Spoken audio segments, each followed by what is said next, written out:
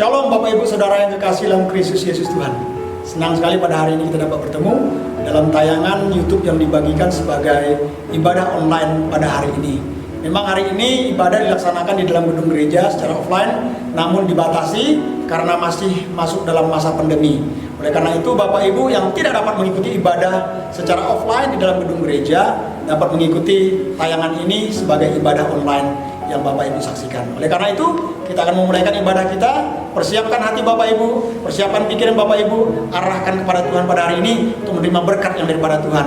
Damai sejahtera, sukacita, kekuatan, semangat yang baru pada Tuhan beribadah pada hari ini. Amin. Mari tundukkan kepala dan kita akan berdoa.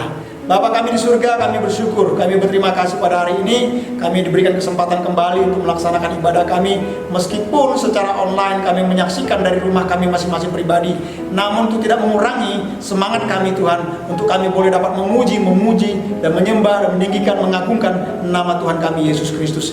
Bahkan kerinduan kami untuk dapat menerima berkat melalui firman Tuhan yang akan kami terima pada hari ini secara bersama-sama. Oleh karena itu berkati ibadah kami pada hari ini Tuhan, dari awal, pertengahan hingga akhirnya, biarlah nama Tuhan dipermuliakan, dan Yesus tolong kami, Roh Kudus mampukan kami untuk kami boleh menikmati ibadah hari ini dari awal, pertengahan hingga akhirnya. Terima kasih Tuhan, terima kasih.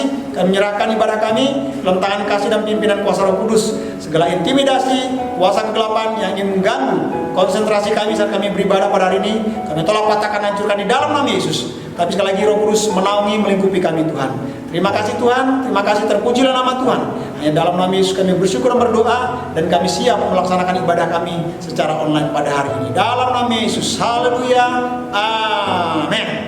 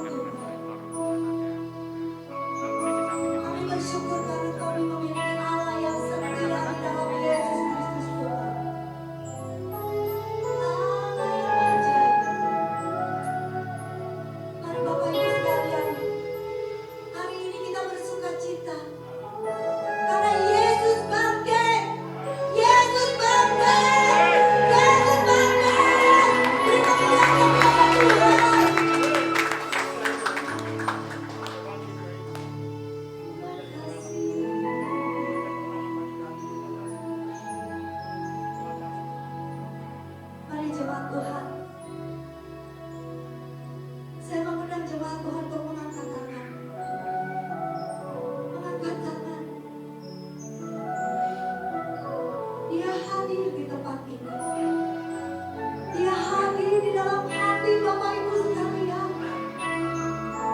Dia Allah yang maha hadir. Dan dia tidak pernah meninggalkan kita. Seringkali kita yang meninggalkannya sendirian. Katakan perlahan. Oh,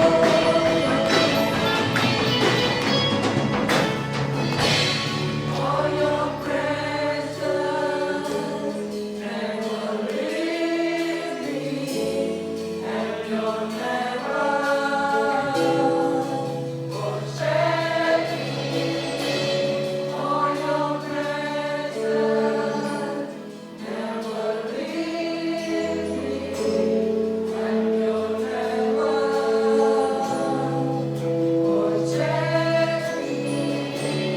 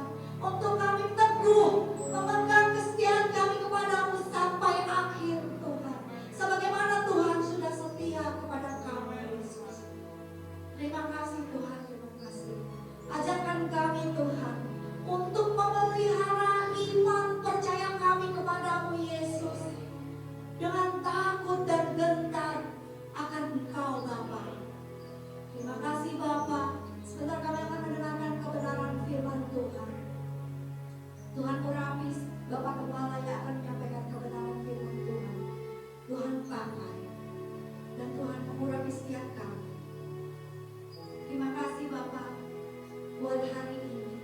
Terpujilah nama-Mu Yesus.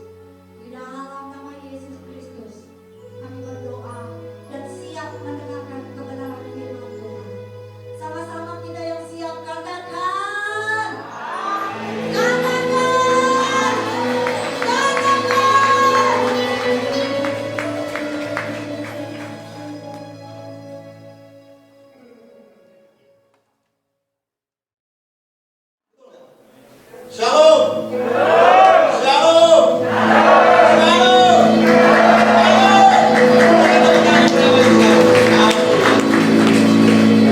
Harus, ini adalah hari kemenangan bagi kita orang percaya. Harusnya membuat kita lebih semangat dibandingkan hari-hari sebelumnya. Amin. Harusnya lebih semangat dibandingkan hari-hari yang lalu, saudara. Semangat karena apa? Yesus sudah menjamin kemenangan bagi setiap saudara, bagi saya, bagi kita semua yang percaya kepadanya. Amin. Baik Bapak Ibu, saya kira percaya pujian yang kita naikkan bersama-sama, kita bisa lebih bersuka cita menikmati hadirat Tuhan pada hari ini. Amin. Luar biasa pemilik pujiannya, singernya, pemain musiknya. Ini walaupun kita gereja kecil, tapi kita nggak kalah semangatnya dengan gereja-gereja besar, betul nggak? Kalau kita ibadah di gereja kecil kita pun, tapi orang lihat kalau orang baru datang ini seperti kayak orang konser juga kadang-kadang. Ya memang harus gitu, karena waktu Raja Daud dengan para orang-orang Lewi, waktu mereka mau membawa tabut perjanjian Tuhan, atau waktu mereka memuji Tuhan, atau waktu umat Tuhan juga bangsa Israel mau merebut tanah Yeriko sehingga tembok Yeriko runtuh, mereka tuh harus bersuka cita, mereka harus bersorak-sorai. Karena kita tahu di dalam pujian kita, dalam penyembahan kita, waktu kita naikkan dengan hati yang penuh sukacita, kita naikkan dengan hati yang penuh semangat bergairah kepada Tuhan, maka di situ akan terjadi mujizat pelepasan daripada Tuhan. Amin. Ada mujizat dari pujian penyembahan kita. Amin. Karena Yesus sudah memberikan kemenangan bagi saudara dan saya. Bilang kepada saudara, Yesus memberikan kemenangan bagi kita. Amin. Puji Tuhan. Baik Bapak Ibu, kita akan belajar firman Tuhan kembali pada hari ini. Namun sebelum kita belajar firman Tuhan, ada baiknya sekali lagi kita tundukkan kepala, kita akan berdoa buat firman Tuhan pada hari ini. Mari kita kepala kita akan berdoa. Bapa di surga, Bapa yang baik, kembali kami bersyukur kesempatan yang diberikan bagi kami pada hari ini, untuk kami boleh bersama-sama berkumpul tentang ini, untuk kami boleh bersama-sama merayakan kemenangan yang sudah diberikan oleh Yesus melalui kebangkitan Yesus dari antara orang mati. Karena kami percaya tidak ada satu orang pun yang bangkit dari kematian selain Yesus. Karena Yesus adalah Tuhan, Tuhan yang hidup dan berkuasa. Dan biar kuasa kebangkitan Yesus ada dalam diri kami, yang membangkitkan semangat kami, gairah kami, untuk kami lebih semangat dan bergairah di dalam Tuhan, di dalam memuji Tuhan, di dalam menyembah Tuhan, di dalam mengagungkan, meninggikan nama Tuhan, bahkan di dalam kami belajar firman Tuhan pada hari ini. Berkati setiap kami, urapi setiap kami, berikanlah kami hikmat pengertian pemahaman yang benar dalam firman Tuhan, sehingga firman Tuhan yang kami pelajari bersama-sama pada hari ini boleh benar-benar betul-betul memimpin kami, membawa kami untuk lebih lagi mengenal Tuhan, lebih jauh, lebih dalam lagi Tuhan yang hidup di dalam Yesus yang kami sembah. Berkati setiap umat Tuhan, berkati hamba, berkati kami yang baik, dan berikan kami hikmat pengertian pemahaman yang benar. Sekali lagi, intimidasi iblis yang ingin mengganggu konsentrasi kami belajar firman Tuhan pada hari ini, kami tolong patahkan, hancurkan di dalam nama Yesus. Kami hanya mengizinkan kuasa Roh Kudus bekerja, menaungi, melingkupi ruangan ini, menaungi, melingkupi hati dan pikiran kami. Di dalam nama Yesus kami siap belajar firman ini. Diserahkan semua dalam nama Yesus. Haleluya. Sama-sama yang siap katakan amin. Baik. Mari kita akan bersama-sama buka di dalam pembacaan firman Tuhan hari ini, di dalam Filipi pasal 3 ayat 10 sampai ayat yang ke-11. Boleh ditampilkan di layar.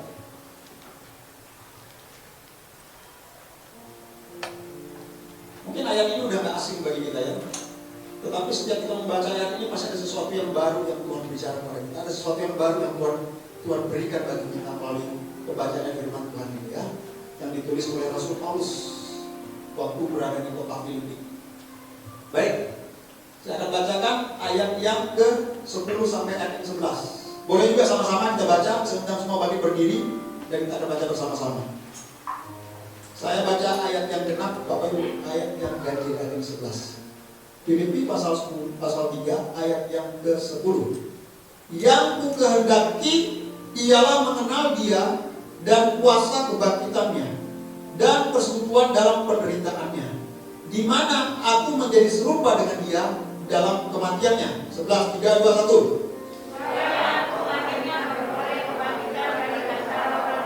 Ya, dari ayat 10 ya sampai 11 secara bersama-sama lagi. 3, 2, 1. Yang kehendaki ialah mengenal Dia dan kuasa kebangkitannya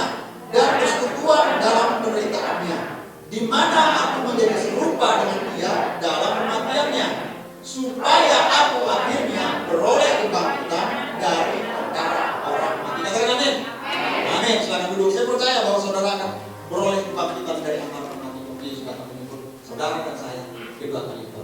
Amin. Bapak Ibu, saudara yang kekasih dalam Kristus Yesus Tuhan. Kalau kita melihat ayat firman Tuhan ini ditulis oleh seorang rasul yang bernama Paulus. Betul? Ditulis oleh Rasul Paulus ketika ia berada di dalam penjara, sebuah penjara di kota Filipi pada saat itu. Nah, perkiraan Rasul Paulus di penjara di kota Filipi pada saat itu perkiraan tahun 53 sampai tahun yang ke-59. Namun sebelumnya, judul dari firman Tuhan pada hari ini Bapak Ibu bisa lihat, yaitu saya beri judul Paskah Agung. Sama-sama dengan saya katakan 3, 2, 1. Paskah Agung. Nah, Bapak Ibu, jadi Rasul Paulus saat itu sedang berada di Filipi. Dan dia menulis ini ketika ia berada di dalam penjara. Dia menyampaikan tulisan ini kepada orang-orang Kristen atau kepada orang-orang percaya yang ada di kota Filipi. Jadi tujuan utama dari Rasul Paulus menulis surat Filipi ini kepada orang-orang Kristen atau orang-orang percaya yang ada di kota Filipi itu tujuannya agar orang-orang percaya atau orang Kristen menyukai dan mengutamakan hal-hal rohani, yaitu hal-hal yang bersifat kekal di dalam hidupnya. Bukan hal-hal yang jasmani saja, yang hanya bersifat sementara. Amin. Rasul Paulus mengingatkan juga kepada saudara, mengingatkan juga kepada saya, mengingatkan juga kepada kita yang percaya pada saat ini, untuk kita menjadi orang-orang percaya yang lebih mengutamakan hal-hal yang bersifat kekal, bukan yang bersifat sementara. Amin. Hal-hal yang bersifat kekal, bukan yang sementara. Yang sementara itu apa? Apa? Ayo, yang sementara kira-kira apa? Materi, betul gak? Kesenangan hidup di dunia ini. Bukan gak boleh punya. Tapi bukan itu yang menjadi tujuan hidup kita sebagai orang Kristen. Bukan itu yang menjadi tujuan kita sebagai orang percaya. Tetapi yang harusnya menjadi tujuan hidup kita sebagai orang percaya dikatakan oleh Rasulullah adalah hal-hal yang bersifat kekal. Mengapa? Karena kita di dunia ini hanyalah sementara. Saudara ada di dunia ini hanya sementara. Tidak selamanya. Bilang dengan saudara, kamu ada di dunia ini sementara. Saudara dan saya ada di dunia ini hanya sementara. Itulah sebabnya mengapa di ayat yang ke-10 ini dalam Filipi pasal yang ketiga, Rasul Paulus dengan jelas mengatakan, yang ku kehendaki. Harusnya perkataan Rasul Paulus ini juga menjadi perkataan kita, yaitu yang ku kehendaki. Sehingga yang ku kehendaki inilah yang dikatakan Rasul Paulus menjadi tujuan di dalam seluruh hidupnya. Yang menjadi keinginan di dalam hidup Rasul Paulus. Tujuan dan keinginan hidupnya hanya untuk apa? Untuk mengejar hal-hal yang bersifat kekal, bukan yang sementara. Kalau Rasul Paulus mau mengejar hal-hal yang bersifat sementara, bisakah dia memperoleh itu? Bisa kan? Dia punya kuasa kan? Punya kuasa, saudara. Dia mengejar menangkap orang-orang Kristen, orang percaya pada saat itu. Bahkan itu dia bisa membunuh. Harta, masalah harta. Punya harta, kekayaan, punya. Kalau dia mau mengejar hal-hal seperti itu bisa. Intelektualnya, kalau mau bilang kepintaran Rasul Paulus, pintar, jenius. Walaupun kalau kita melihat secara fisiknya nggak meyakinkan, tetapi dia punya semua kemampuan itu di dalam dirinya. Tetapi waktu dia mengenali Yesus, kuasa kebangkitan Yesus, dia mengatakan apa? Yang ku kehendaki. Ini yang menjadi tujuan hidup dari Rasul Paulus. Seharusnya ini juga menjadi tujuan hidup kita sebagai orang Kristen. Yang ku kehendaki adalah untuk mengutamakan hal-hal yang paling utama yang bersifat kekal, bukan yang sementara. Yang sementara 60, 70, 80 tahun, betul gak? Kekal itu abadi selamanya.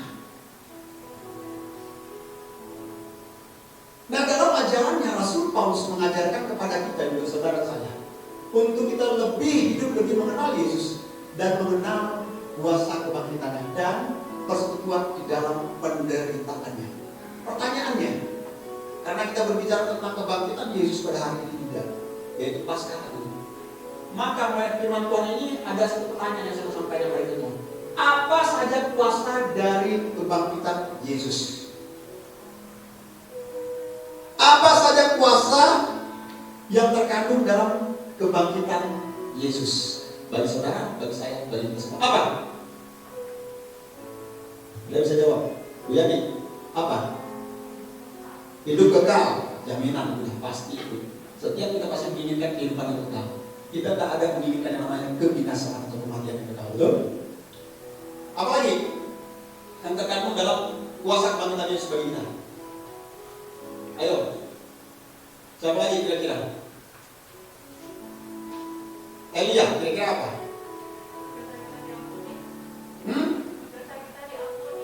Dosa kita diampuni. Ya. Apalagi? Kira-kira yang terkandung dalam kuasa kebangkitan Yesus. Mujizatnya dinyatakan banyak hal yang kita bisa katakan. Yang tergantung dalam kuasa kebangkitan Yesus, kita diberikan kemenangan, diberikan keselamatan hidup yang kekal. Betul kan? Kuasa kebangkitan itu memulihkan hidup kita, memulihkan gereja. Banyak. Ini ada 4 yang saya mau sampaikan dalam waktu yang singkat ini. Yang pertama, kuasa kebangkitan Yesus itu membuktikan, dikatakan bahwa Dia adalah Tuhan. Amin. Membuktikan bahwa Yesus adalah Tuhan. Mengapa? Karena tidak ada satu orang manusia pun ketika ia mati, kemudian dia membangkitkan dirinya sendiri dari kematian untuk hidup kembali. Ada nggak? Ada nggak saudara? Pernah nggak saudara mendengar atau saudara menyaksikan orang itu mati, dia membangkitkan diri sendiri dengan dia mengatakan, nanti ya 1 minggu kemudian aku bangkit dari kematian. Ada? Ada? Ada tuh pernah dengar? Nggak ada? Ada nggak? Mungkin disumpah, mungkin pakai obok-obok nanti. Wah, dicampi-campi tarik tunjuk bangkit. Jadi zombie. Pernah nggak saudara dengar atau saudara melihat kesaksian seseorang?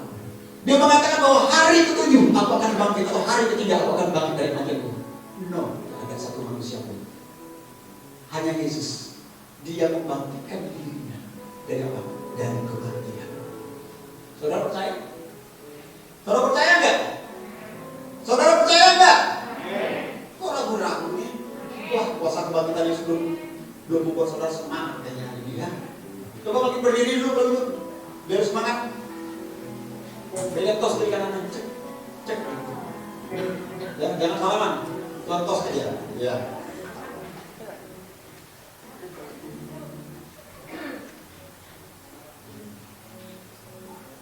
Nah, Bapak Ibu Saudara sekalian, silakan duduk. Masa mau diri terus bersama saya? Nah, firman Tuhan mengatakan di dalam Roma pertama ayat yang keempat, dan menurut Roh Kekudusan dinyatakan oleh kebangkitannya yaitu Yesus dari antara orang mati, bahwa Ia adalah Yesus adalah Anak Allah yang berkuasa. Siapa? Yesus Kristus Tuhan kita. Dia adalah Anak Allah yang berkuasa, Yesus Kristus Tuhan kita. Karena kuasanya dia bisa membangkitkan dirinya dari kematian. Tidak ada seorang manusia pun yang berkuasa untuk membangkitkan dirinya dari kematian selain Yesus. Saudara percaya itu, amin? Mungkin ada banyak orang yang tak percaya. Bahkan dari dulu memang ada banyak yang tak percaya, bahkan menghilangkan kepercayaannya itu. Contohnya orang-orang Farisi, para imam. Mereka berusaha untuk mengabarkan berita-berita bohong tentang kebangkitan Yesus. Betul tidak? Cerita kita mana? Mereka berusaha menyampaikan berita-berita bohong tentang kebangkitan Mesias pada hari ini. Sehingga mereka Pak menyokong 2 orang prajurit Romawi, memberikan uang untuk menyampaikan berita bohong bahwa mayat Yesus dicuri oleh para muridnya. Betul nggak? Mayat Yesus dicuri oleh pengikut-pengikutnya. Sekarang pertanyaannya, sekarang logika. Saudara pernah nggak nonton film tentang sejarah-sejarah peperangan tentara Romawi, saudara? Saya paling senang nonton film-film kayak Legion, ada namanya Legion juga. Terus ada yang namanya 1000, kalau nggak pernah dengar nggak? Anak muda nih, Ison, film 1000, pernah nggak? Yang orang tentara Romawi, pelatih tentara Romawi sudah terlatih untuk bertempur, yang mana dia bisa mengalahkan ribuan pasukan Persia. Bayangkan, dengan hanya berapa mereka? 300 orang kalau nggak salah saya. Mereka bisa mengalahkan ribuan pasukan dari tentara Persia. Mereka terlatih secara fisik, secara mental, tidak takut dan tidak gentar sedikit pun dalam hati mereka menghadapi ribuan pasukan tentara Persia pada saat itu. Itu cerita film itu. Mengapa? Karena mereka sudah terlatih. Dari kecil mereka sudah dilatih. Mereka sudah dibentuk. Mentalnya, fisiknya, ketahanannya sudah terbentuk. Sehingga tidak mudah untuk dikalahkan. Nah, bagaimana dengan seorang murid Yesus atau para murid Yesus yang mereka berlatar belakangnya apa, saudara? Latar belakangnya apa? Nah, nelayan. Betul kan? Kalau bertanding untuk memancing atau menjala ikan, mereka menang daripada prajurit Romawi ini. Betul? Tapi kalau bertanding dalam pertempuran, menang nggak mereka lawan prajurit Romawi? Nggak mungkin, saudara. Mereka tidak terlatih di bidang itu. Mereka hanya terlatih untuk membuat jala, ya kan? Bahkan memperbaiki jala yang rusak. Nah, bagaimana mungkin secara manusia, secara akal, kalau kita lihat murid-murid Yesus dapat melakukan yaitu penyerangan terhadap tentara Romawi yang menjaga di depan kuburnya Yesus. Kan dijaga waktu Yesus mati, karena para imam ini mendengar bahwa murid-muridnya mengatakan bahwa pada hari ketiga dia akan bangkit. Yesus sudah mengatakan pada hari ketiga dia akan bangkit, sehingga ditaruh penjaga. Nah, ini berita-berita yang disampaikan, berita-berita yang disebarkan, sehingga yang apa? Yaitu Yesus tidak bangkit, dikatakan bahwa mayat Yesus dicuri oleh para muridnya. Padahal dia bangkit pada hari yang ketiga. Saudara percaya? Amin. Saudara percaya Yesus bangkit pada hari yang ketiga? Amin. Berikan tepuk tangan yang meriah bagi Tuhan. Yang kedua, apa saja yang terkandung kuasa dan kebangkitan Yesus?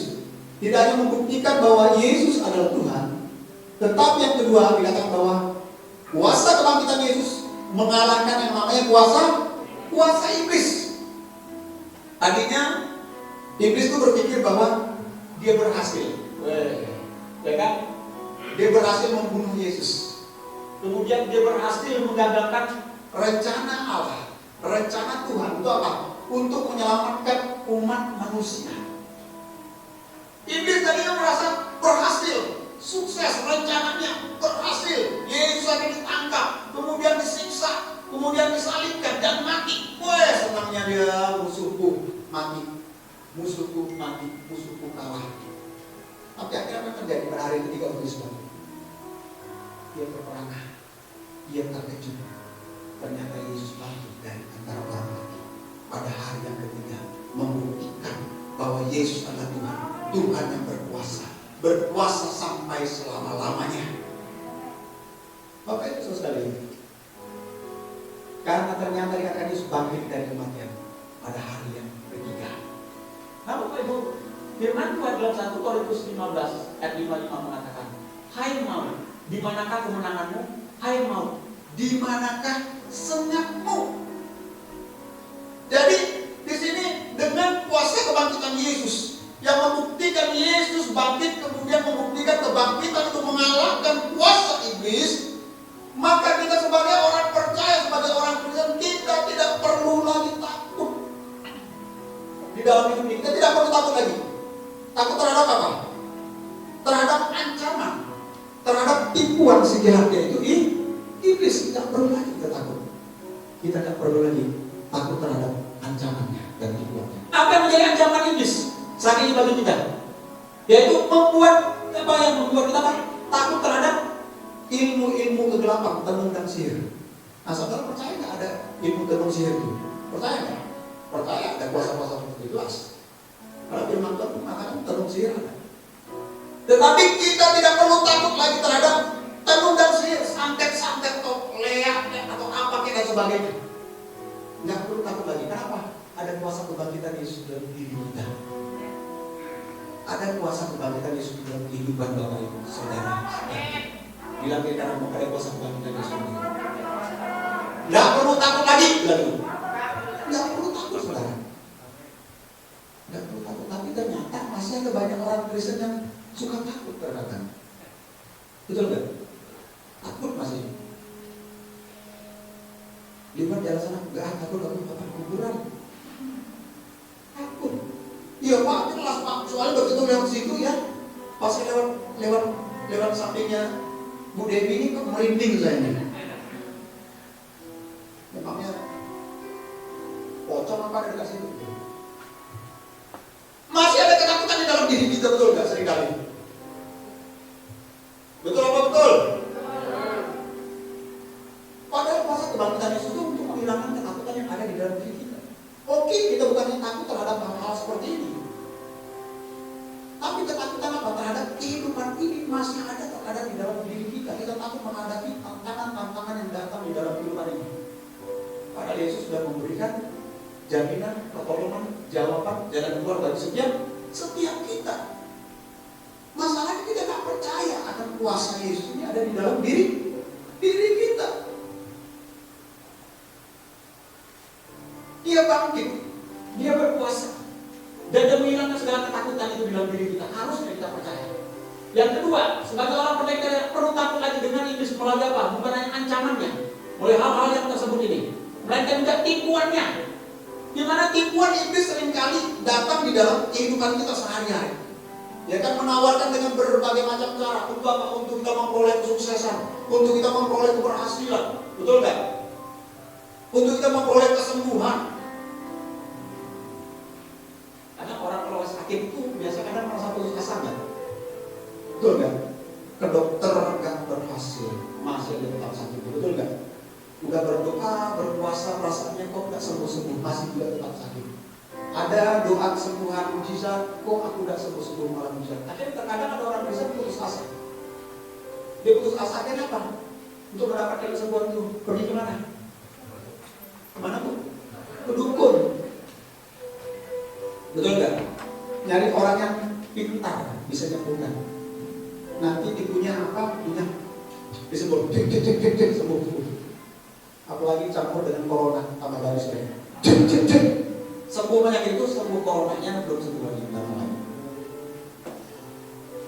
Nah, ketakutan terhadap bisa mengatakan bahwa kuasa kebangkitan Yesus ada di dalam diri saudara. Jangan takut. Amin. Jangan takut terhadap tipuan muslihat iblis. Jangan lagi kita ikut hal seperti itu. Minta perlindungan, minta kesuksesan.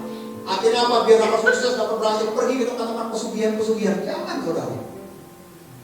Masih ada seorang Kristen yang pakai seperti ini. Pesugihan. Nah, yang bisik-bisik biasa kayaknya ada kan? Ada nggak di antara saudara yang masih pakai gini-gini? Biasanya orang-orang daerah itu banyak yang pakai gini. Orang-orang wilayah timur, ya kan? Ada nggak yang masih pakai gini-gini? Pakai penglaris, nggak usah. Pakai pemanis. Pak Iman, pakai pemanis yang Pak Iman sama Bu Subian. Bu Subian tertarik dengan Pak Iman karena apa? Pemanis. Manis buatan. Masih ada yang seperti ini saudara. Istri saya seringkali bilang sama saya itu kepengen sama kamu nih, bener, bisa cinta sama kamu. Masa sih ganteng tinggi bilang kepengen?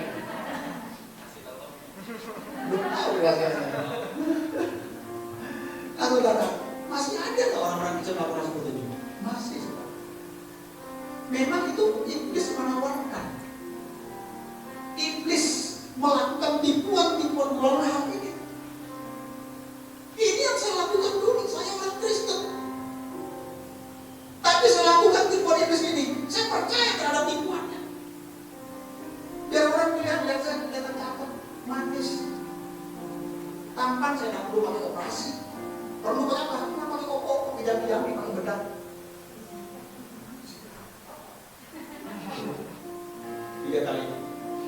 Jangan lewat bawah jemuran. Betul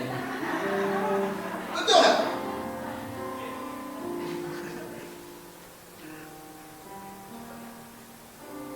Ini yang saya lakukan dulu, saudara.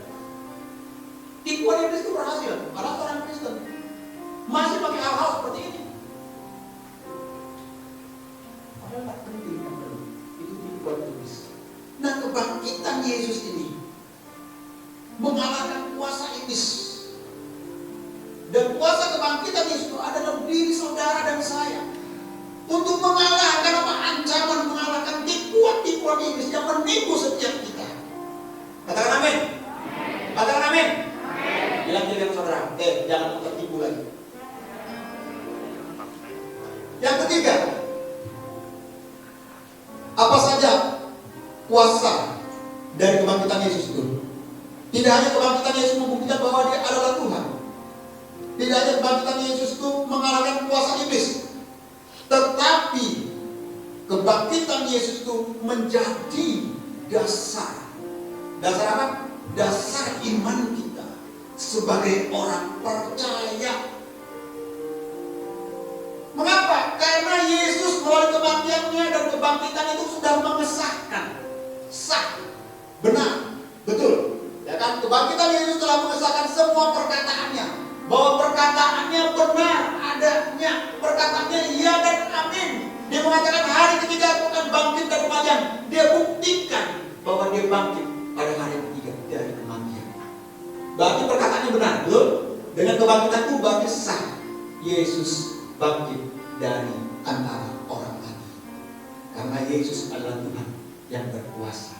Saudara dan saya, kita bersyukur karena kita menyembah Tuhan yang berkuasa, pencipta langit dan bumi, yaitu Kristus Yesus Tuhan. Ya, amin. Berikan tepuk tangan bagi Tuhan sekalian. Nah, firman Tuhan dalam 1 Korintus 15:14, tetapi andai kata Kristus tidak dibangkitkan, maka sia-sialah pemberitaan kami dan sia-sia juga kepercayaanmu. Sia-sia kita percaya pada Yesus kalau Dia tidak bangkit dari antara orang mati. Tetapi karena Dia bangkit dari orang mati, itulah menjadi dasar iman kita untuk percaya. Percaya apa? Perkataannya iya dan amin. Nah, Bapak Ibu, ini berarti bahwa semua perkataan dan ajaran Yesus itu adalah kebenaran. Dan itu sudah dibuktikan oleh kebangkitan Yesus. Nah, oleh karena itu kita sebagai orang percaya, kita harus mempercayai dan kita harus mengimani semua ajaran Yesus. Kita harus mengimani semua perkataan Yesus. Tidak hanya mempercayai dan mengimani ajaran dan perkataan Yesus, melainkan firman Tuhan mengajarkan apa? Untuk kita melakukan, kita menerapkan, kita mengaplikasikan semua ajaran Yesus di dalam kehidupan kita. Amin. Kita melakukan semua ajaran firman Tuhan dan ajaran Yesus di dalam seluruh kehidupan kita. Ajaran Tuhan itu gampang atau susah sih? Gampang-gampang susah Pak, tengah-tengah kedua biasanya. Gampang atau susah? Cara manusia memang susah, tidak gampang, tidak mudah. Tetapi saudara adalah orang yang sudah tebus dan kuasa kebangkitan yang sudah diberi saudara. Harus itu bukan menjadi sesuatu yang susah, tetapi menjadi sesuatu yang gampang untuk saudara lakukan di dalam kehidupan saudara. Cuma yang jadi masalahnya tidak ada keinginan untuk melakukan perkataan-perkataan firman Tuhan di dalam kehidupan kita. Itu yang jadi masalah. Apa sih yang Tuhan inginkan dari kita, saudara? Apa yang Tuhan mau? Gampang, yaitu kita bertumbuh, betul kan? Kita bertumbuh, berakar dan berbuah. Bagi siapa? Bagi Tuhan. Kita bertumbuh, melekat kepada pokok anggur yang benar. Saya berpuasa beberapa minggu lalu pernah.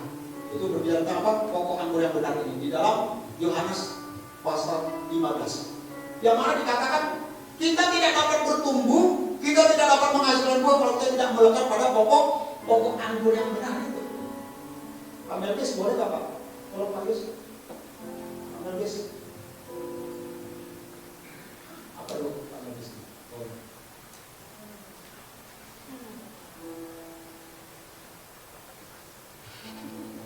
Pak Melkis sendiri sini dulu Pak. Sini Pak. Ini kan daun kelor. Saya mau buang semua dari Pak Melkis. Ini daun kelor. Enggak. Ini perumpamaan gambaran. Ini kan ranting, dahan, dan daun-daun. Istilahnya ini ada buah, bisa berbuah. Kalau naik sifatnya pokok, bisa nggak dia bertumbuh dengan baik? Bisa nggak dia menghasilkan buah yang lebat? Berarti bisa dinikmati oleh orang banyak nggak? Tidak hanya orang melihat, ya kan? Indah, bagus, elok. Tapi orang juga dapat merasakan dari buahnya. Tapi coba kalau lepas, silakan Pak. Apa mau terus sampai selesai? Dia lepas dari pokoknya. Masih hidup nggak? Masih hidup. Masih kaya nggak? Masih kaya. Masih banyak uang nggak? Masih bisa main musik di mana-mana nggak? Masih, betul nggak?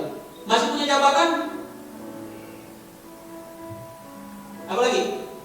Masih punya kekuasaan? Masih, betul. Tapi tinggal tunggu waktu aja. Betul nggak? Berapa lama dia bertahan? Artinya apa? Saudara dan saya, kita harus menempel pada pokok anggur itu, Yesus Kristus, untuk kita dapat menghasilkan buah-buah kehidupan yang berlimpah.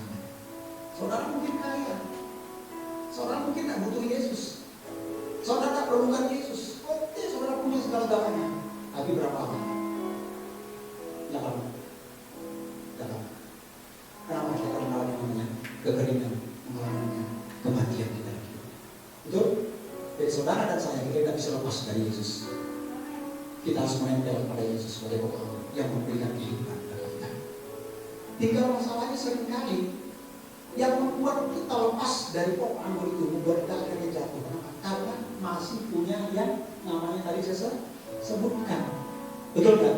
Nah, sebelum yang saya sebutkan tadi itu hilang dari dalam hidup kita, lebih baik kita menempel pada pokok anggur yang benar, yaitu Yesus. Amin. Ini yang Tuhan mau. Yang Tuhan mau dari kita. Untuk apa kita menerapkan setiap perkataan-perkataan Tuhan, setiap perintah Tuhan di dalam seluruh aspek kehidupan kita. Bukan hanya sekedar hari Minggu kita beribadah, hari-hari besar kita beribadah, hari-hari Minggu lainnya kita tinggal. Tidak bisa. Kita harus tetap menempel pada Yesus, pada pokok anggur yang benar setiap hari. Sehingga kita boleh menghasilkan buah kehidupan yang berjalan nama Tuhan kita. Bila kita saudara, harus menempel pada Yesus. Yang terakhir, Bapak Ibu sekalian, yang keempat,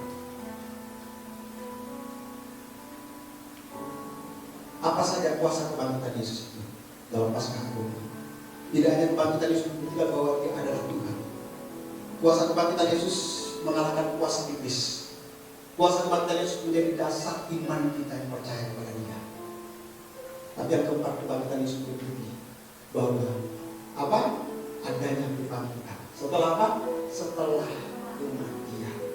Adanya kebangkitan setelah kematian. Nah, saya mau kasih tahu kepada Bapak Ibu sekalian, kematian itu tidak bisa dipisahkan dari yang namanya kehidupan kita sebagai manusia. Betul nggak? Setuju nggak? Setuju? Atau bisa dipisahkan? Nggak bisa. Saling berkaitan. Ada kelahiran, ada yang namanya kematian. Betul? Jadi kematian tidak bisa dipisahkan dari kehidupan kita manusia. Mengapa? Karena begitu saudara dan kita lahir ke dalam dunia ini, maka secara otomatis atau secara langsung program, namanya program kematian bagi setiap orang itu tombolnya diaktifkan. Cetek. Betul maksudnya? Nangkap maksudnya? Jadi waktu kita lahir ke dalam dunia ini, langsung hari pertama.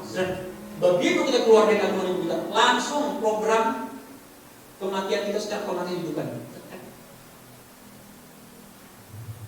Diaktifkan. Tidak ada semua yang termasuk saya.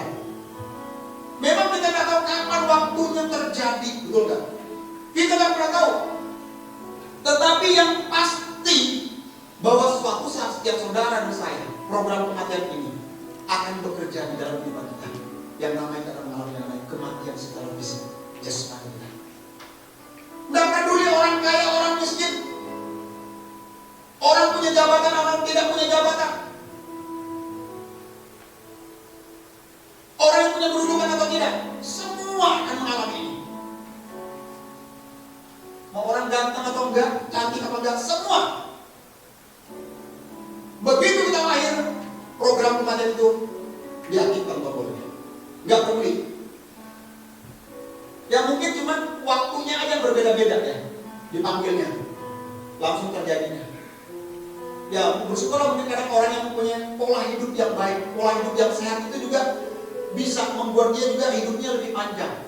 Ya, dibandingkan orang yang mempunyai pola hidup yang tidak baik, pola hidup yang tidak sehat. Walaupun nggak semestinya benar, ini juga sepenuhnya benar maksud saya. Tetapi kebanyakan orang yang mempunyai pola hidup dan gaya hidup yang sehat tuh hidupnya juga kadang lebih panjang. Kecuali mungkin karena bencana alam, beda ya. Mungkin kecelakaan, betul nggak?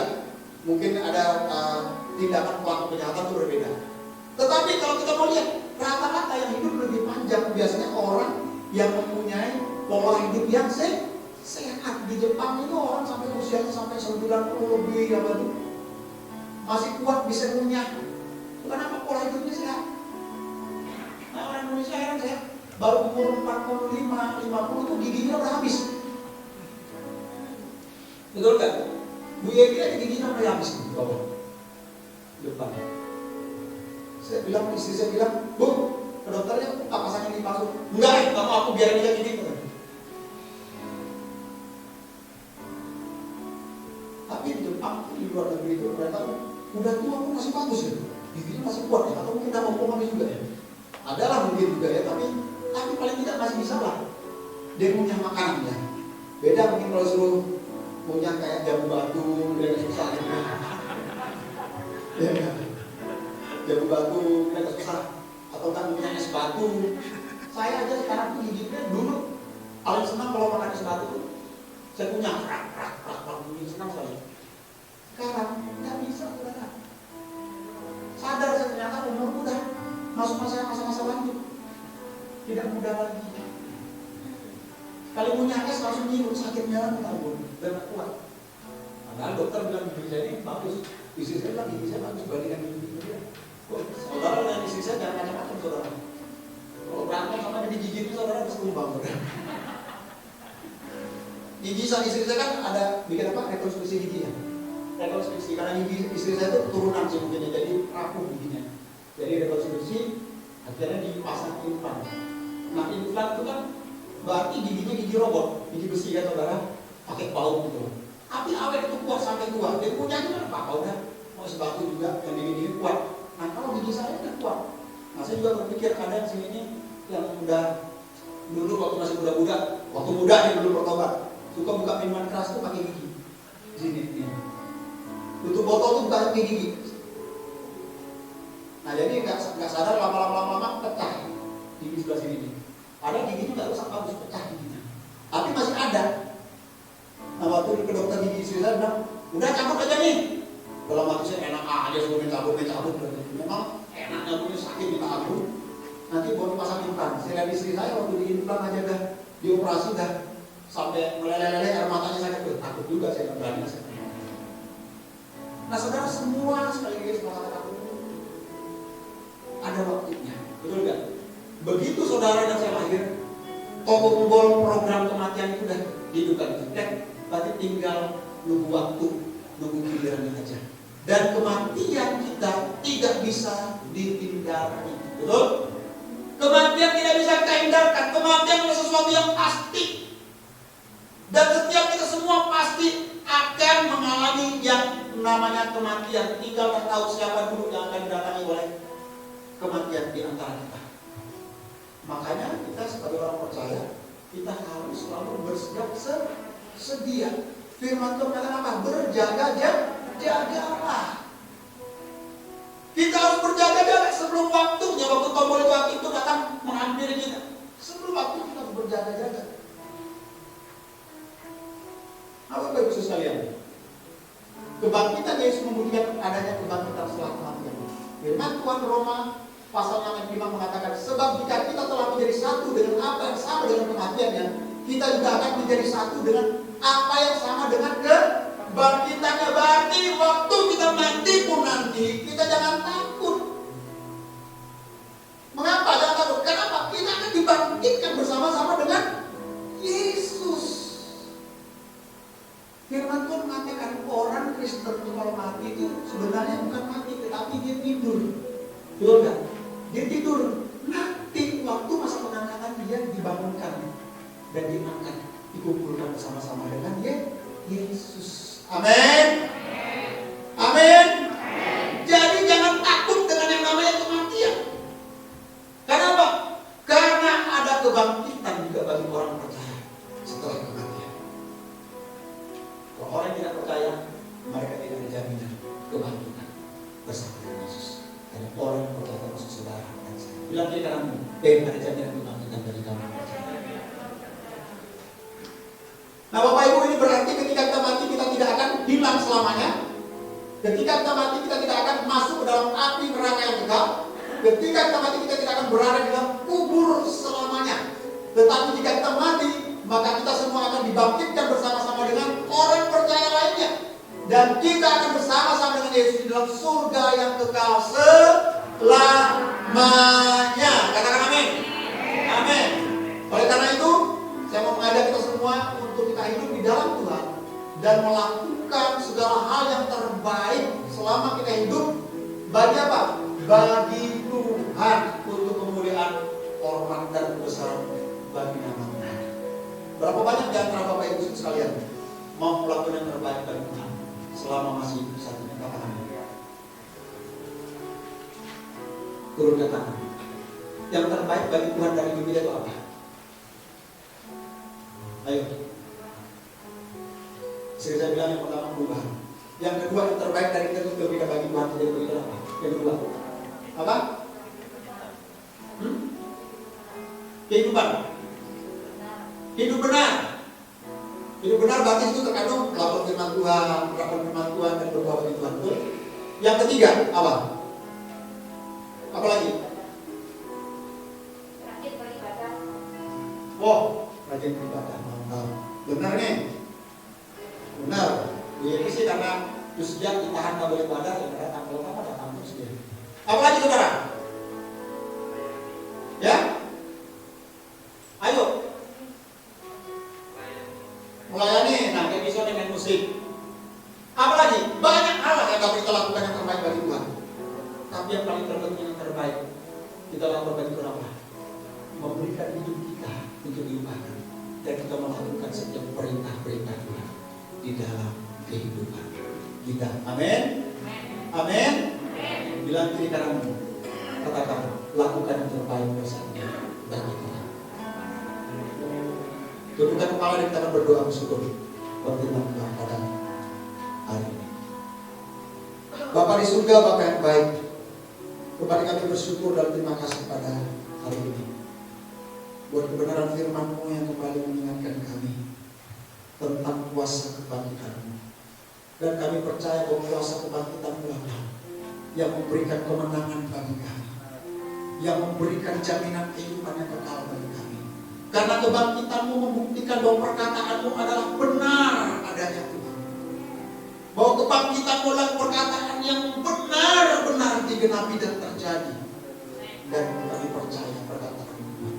Dengan sepenuh hati kami, dengan sepenuh hidup kami percaya Tuhan. Karena melalui kebangkitan-Mu, di balik kuasa kebangkitan-Mu, memberikan jaminan bagi kami orang percaya. Untuk kami juga nanti dibangkitkan bersama-sama dengan-Mu. Untuk hidup bila masuk kekekalan bersama-sama dengan-Mu di dalam kerajaan-Mu memerintah sampai selama-lamanya. Oleh karena itu Tuhan, selama kami masih ada hidup, kesempatan yang Tuhan berikan bagi kami, biar selama kesempatan hidup yang Tuhan berikan bagi kami boleh memberikan hidup kami yang sepenuhnya bagi-Mu. Kami memberikan kami lebih sungguh hidup kami untuk memuliakan dan menyenangkan hati-Mu Tuhan. Dan Tuhan tolong kami sehingga fokus hidup kami yang menjadi tujuan hidup kami hanyalah untuk menyenangkan hati Tuhan. Sebagaimana Rasul Paulus yang ku kehendaki, artinya itu yang menjadi tujuan dari hidup Rasul Paulus. Dan biarlah itu yang menjadi tujuan dalam hidup kami juga, yang ku kehendaki, yaitu melakukan apa yang Tuhan mau perintahkan di dalam hidup kami. Terpuji nama-Mu Tuhan, di dalam nama Yesus kami bersyukur buat firman-Mu pada hari ini. Dan jika ada dosa yang menghalangi, kedagingan kami yang menghambat untuk kami masuk dalam rencana-Mu, dalam kehendak-Mu, untuk melakukan apa yang menjadi tujuanmu di dalam hidup kami ketika Tuhan menjadikan kami, menciptakan kami, yaitu untuk menyenangkan hati Tuhan. Tuhan tolong segala dosa, segala hal yang menghambat kami. Tuhan patahkan, hancurkan di dalam nama Yesus segala keterikatan dosa yang mengikat kami Tuhan. Mari Tuhan tolong lepaskan, bebaskan kami, karena kami percaya kuasa kebangkitan-Mu akan memberikan kemenangan bagi kami Tuhan, memberikan kelepasan bagi kami Tuhan. Bahkan kami penyakit pun kami disembuhkan dengan kuasa kebangkitan Yesus. Terima kasih Tuhan Yesus. Terima kasih, terpuji nama-Mu Tuhan. Dalam nama Yesus kami bersyukur dan berdoa. Tuhan firman Tuhan berani, dan kami akan mengambil bagian dalam perjamuan. Tuhan berkati roti dan anggur, kuduskan, sucikan, dan berkati setiap kami juga yang akan mengambil bagian dalam perjamuan pada pagi hari ini. Ampuni segala pelanggaran kami, ampuni segala dosa kami, kuduskan, sucikan kami dengan darah. Terpuji nama-Mu Tuhan. Dalam nama Yesus kami bersyukur dan berdoa. Amin. Kau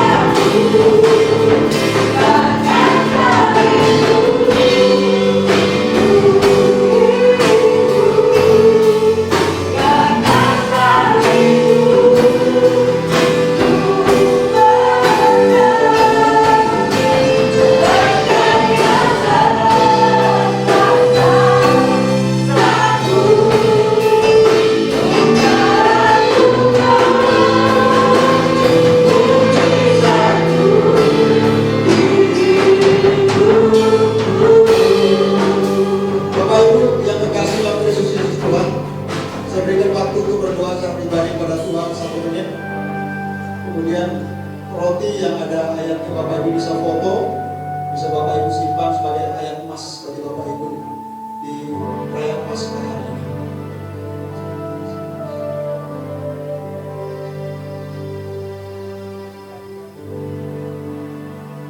Yesus.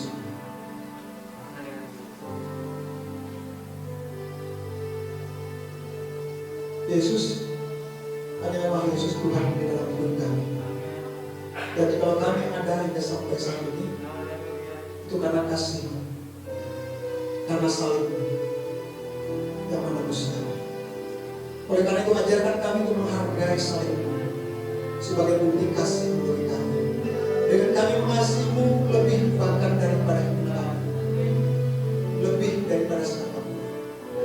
Roh Kudus tolong kami, Roh Kudus mampukan, Roh Kudus sambutkan kami. Kemudian kami akan memakan roti ini yang melambangkan tubuh Kristus dan meminum anggur ini yang melambangkan darah Kristus perjanjian kami. Layakkan kami untuk memakan minumnya. Terima kasih Tuhan. Sebentar semua bangkit berdiri. Kita angkat roti tinggi di tangan kanan kita melebihi kepala kita. Roti ini adalah melambangkan tubuh Kristus yang sudah terpecah-pecah bagi gereja. Ketika kita memakan roti ini, kita percaya bahwa kita akan dipersatukan dengan gerejanya, dengan tubuh Kristus. Yang Kristus adalah kepala dan kita adalah anggota-anggota tubuh. Bapa di surga, Bapa di dalam nama Tuhan Yesus, kami bersyukur buat kasih-Mu yang begitu besar bagi kami. Dan merelakan putra-Mu yang tunggal Kristus Yesus Tuhan turun ke dalam dunia ini, mati ganti kami dan memberikan kami kehidupan, jaminan hidup yang kekal. Oleh karena itu ketika kami memakan roti ini, biarlah kami memperingati akan pengorbanan Kristus bagi kami. Sehingga dengan memakan roti ini kami menyatu dengan tubuh Kristus, sehingga membawa tubuh jasmani kami ini masuk dalam kehidupan yang menyenangkan hati Tuhan kami, Yesus Kristus. Terima kasih Tuhan, terpujilah nama-Mu. Di dalam nama Yesus kami akan memakan roti ini. Sebab apa yang telah kuteruskan kepadamu telah aku terima dari Tuhan, yaitu bahwa Tuhan Yesus pada malam waktu Ia diserahkan mengambil roti, dan sesudah itu Ia mengucap syukur atasnya. Ia memecah-mecahkannya dan berkata, inilah tubuhku yang diserahkan bagi kamu. Perbuatan ini menjadi peringatan akan aku. Mari bersama-sama kita makan di dalam nama Tuhan Yesus.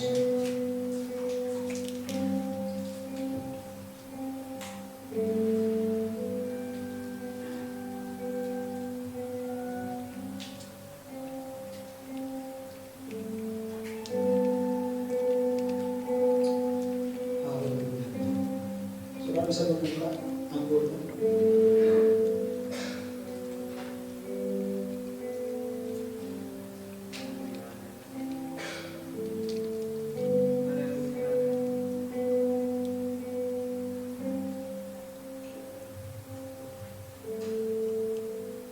Cawan ini adalah cawan perjanjian baru yang dimateraikan oleh darah Kristus. Berarti ketika kita meminum cawan ini, kita turut masuk dalam penderitaan Kristus. Dan ketika kita meminum cawan ini pun, di mana menandakan bahwa kita sudah ditebus oleh Kristus dengan darahnya yang mahal.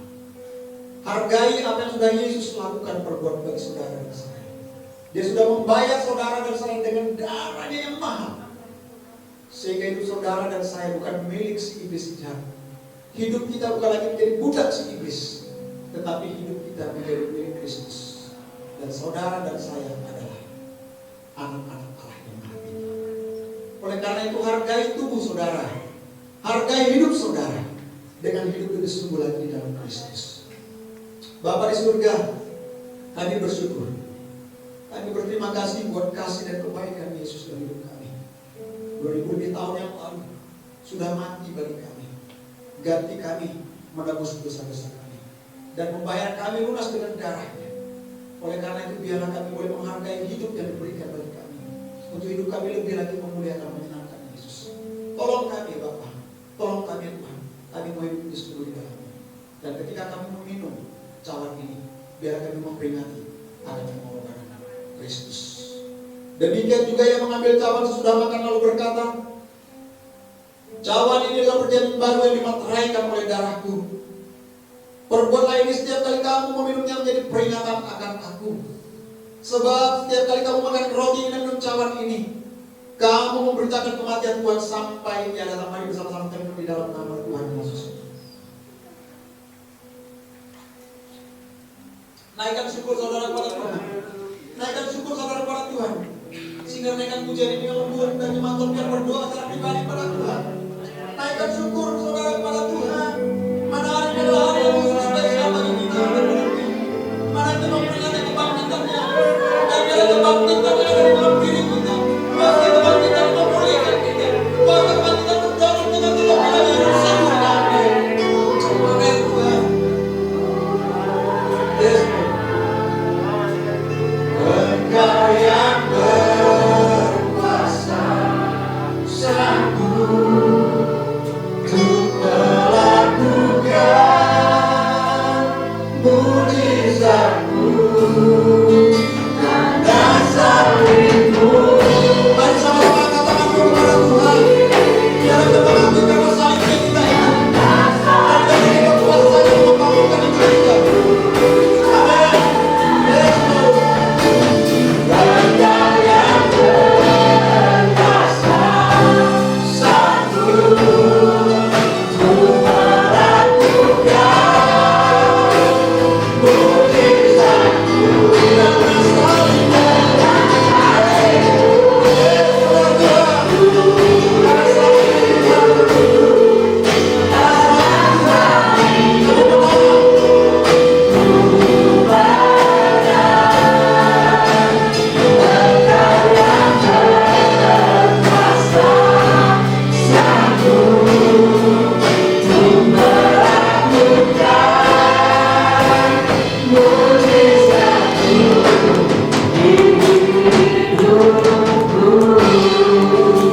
Bapa di surga, hamba berdoa setiap umat Tuhan yang bergumul dengan sakit penyakit pada hari ini, hamba percaya bahwa kuasa kebangkitan Yesus saat pagi hari ini menyembuhkan di dalam nama Yesus, menyembuhkan di dalam nama Yesus segala sakit penyakit dalam bentuk apapun. Hamba percaya sudah diangkat di dalam nama Yesus Kristus. Terjadilah dan percaya dengan iman saudara dalam Yesus Kristus. Yang mempunyai pergumulan persoalan masalah pada hari ini, hamba percaya Tuhan akan memberikan kekuatan kemampuan untuk menghadapinya, dan Tuhan akan memberikan pertolongan jalan keluar untuk memperoleh Tuhan. Hamba percaya dalam nama Yesus. Bahkan juga yang menyaksikan secara online pergumulan hidup secara pribadi, sakit penyakit pun akan disembuhkan dan diberikan pertolongan jalan keluar daripada Tuhan, dan mujizat Tuhan juga terjadi di dalam nama Yesus. Dalam nama Yesus. Saudara-saudara kami yang tidak bisa ikut beribadah bersama dengan kami karena terbatas karena pandemi ini, kami percaya mereka menyaksikan dari rumah, dan kuasa Tuhan juga melawat setiap mereka. Kuasa Tuhan dinyatakan atas hidup mereka sehingga mereka mengalami Tuhan pada hari ini dalam nama Yesus. Dalam nama Yesus. Terima kasih Yesus Tuhan. Terima kasih Tuhan untuk kebangkitan-Mu yang menyatakan bahwa perkataan-Mu benar, perkataan-Mu dapat dipercaya, dan bahwa Yesus adalah Tuhan yang hidup dan berkuasa. Di dalam nama Yesus kami bersyukur dan berdoa. Sama-sama yang berkati Tuhan katakan amin. Berikan tepuk tangan yang meriah bagi Tuhan.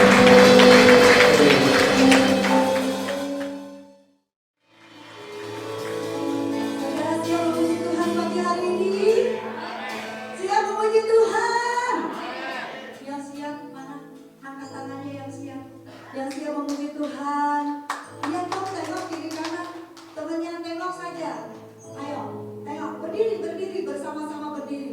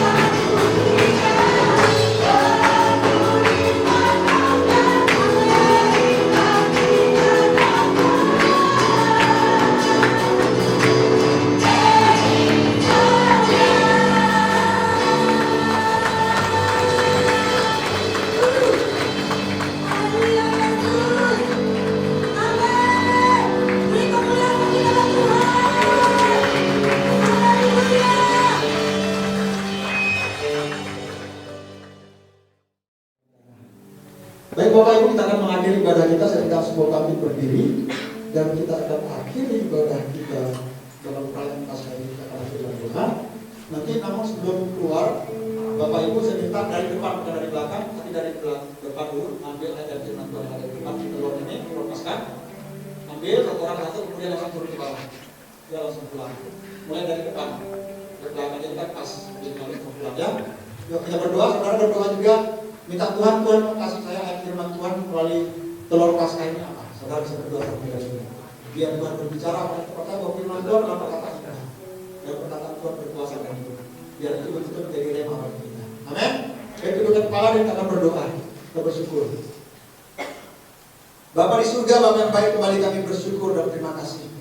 Seluruh rangkaian ibadah kami pada hari ini dari awal pertengahan hingga akhirnya sudah berjalan dengan tidak proses apapun. Namun kami menyadari masih banyak titik kelemahan-kelemahan. Dan kami percaya bahwa Tuhan yang akan menyempurnakan segala sesuatu. Namun yang kami lakukan ini kami sudah berusaha melakukan yang terbaik. Dan kembali ini bukan untuk kami pribadi, tapi kami kembali untuk kemuliaan, hormat dan kebesaran bagi nama.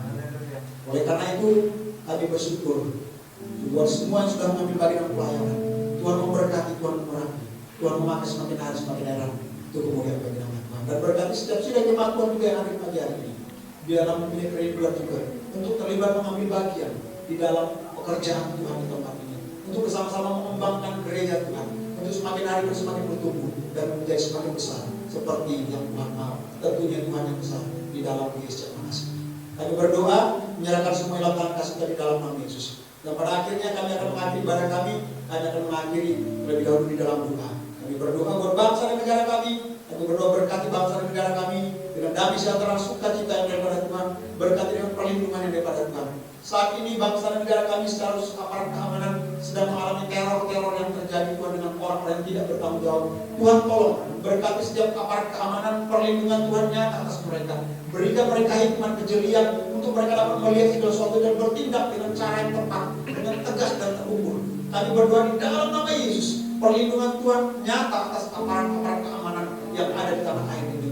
Kami berdoa juga buat pemerintah, yaitu dari presiden, wakil presiden, bahkan para menteri, bahkan para gubernur, bahkan pelosok-pelosok kampung yang ada desa pun, bahkan pemimpin-pemimpin yang ada. Tuhan memberkati mereka juga Tuhan, memberkati dengan takut akan Tuhan, dan sehingga mereka dapat memimpin bangsa ini, membawa bangsa ini menjadi bangsa yang takut akan Tuhan. Program yang sedang dilaksanakan adalah vaksinasi massal Tuhan untuk seluruh warga tanah air ini. Tuhan tolong biar dari pihak-pihak rumah sakit, pihak-pihak tertentu mereka boleh melihat antusiasme daripada masyarakat dan mereka boleh menanggapi dengan baik dan benar Tuhan. Segala aturan-aturan yang terlalu banyak berbelit-belit Tuhan tolong mereka Tuhan, sehingga mereka boleh mengerti, memahami, dan mereka boleh dapat mensukseskan ini, boleh berhasil Tuhan. Sehingga semua masyarakat tanah air ini, bahkan di mana kami berada global ini, boleh divaksin Tuhan secara massal. Sehingga pada bulan-bulan selanjutnya rencana pemerintah untuk membuka kembali wisata di global ini sehingga boleh terjadi dan perekonomian boleh kembali berputar dengan baik. Kami berdoa di dalam nama Yesus, tolong program pemerintah ini, rencana pemerintah ini boleh berjalan sesuai dengan apa yang diharapkan. Kami berdoa buat virus corona pandemi ini Tuhan, tolong Tuhan biarlah sengatnya dipatahkan di dalam nama Yesus. Firman mengatakan bahwa kuasa kebangkitan Yesus mematahkan setiap sengat-sengat maut itu di dalam nama Yesus.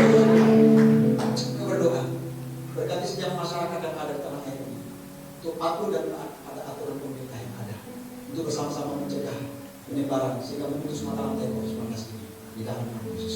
Tuhan, kami berdoa juga Tuhan, khususnya berdoa buat jemaat Tuhan yang ada maupun yang menyaksikan secara online. Berkati dalam setiap pergumulan pribadi, berkati setiap apapun yang dilakukan dikerjakan sepanjang sana di depan, di dalam usaha pekerjaan bisnis Tuhan buat maju dan berhasil. Tuhan campur tangan senantiasa di dalam nama Yesus. Namun yang paling terpenting biar penyertaan Tuhan nyata atas umat Tuhan, dan berkat Tuhan terus mengalir ke umat Tuhan. Ketika diberkati Tuhan menjadi berkat juga untuk kemuliaan bagi nama Tuhan. Mau berdoa kesehatan, kekuatan dan sejahtera sukacita perlindungan pada Tuhan nyata. Dan kemudian kami akan pulang berpisah satu sama lain serta lindungi hingga kami tiba ke rumah tangga bagi masing-masing selamat dengan tidak merosot apapun yang agung yang kami berikan. Dan pujilah nama Tuhan. Yang dalam nama Yesus kami bersyukur dan berdoa. Dan kami percaya firman mengatakan, janji firman Tuhan bahwa berkat Abraham, Ishak dan Yakub turun atas umat Tuhan. Di dalam nama Yesus terimalah dan iman saudara di dalam nama Yesus. Saudara angkatlah dua tanganmu dan arahkanlah hatimu pada Tuhan. Tuhanlah penjagamu, Tuhanlah naunganmu.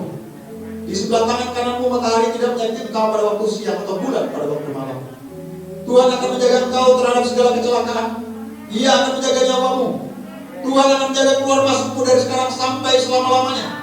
Pulang dan terima dan bawalah berkat yang daripada Allah Bapa, kasih karunia kecintaan daripada Putra yang tunggal Tuhan Yesus Kristus, serta pertolongan, penghiburan, kekuatan daripada kuasa Roh Kudus yang akan menyertai saudara dan saya mulai hari ini, esok sampai Maranatha, sampai Tuhan Yesus datang kali kedua menjemput kita semua di awan-awan. Sama-sama yang diberkati katakan